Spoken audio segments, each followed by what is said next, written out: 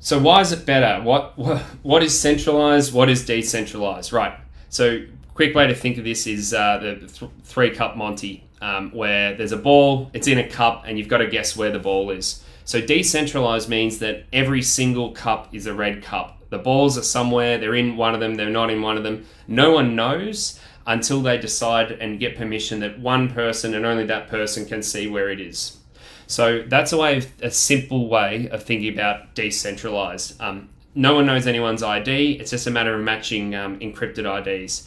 How do they do this? It uses one-way encryption, some other advanced techniques.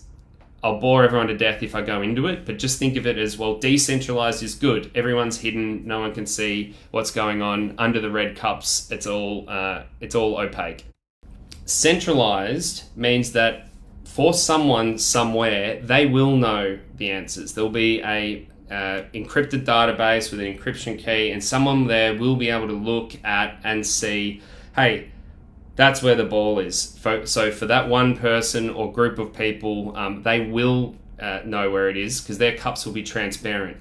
For all intents and purposes, everyone else will have red cups. They don't know, but it's unavoidable in a centralized system or server. That data will be revealed to someone. They will have access. How do you fight that risk? Well, you take the mitigation steps of access controls, different permission levels, passwords, password security. If you've ever filled out a data security form, you'll know what that's about.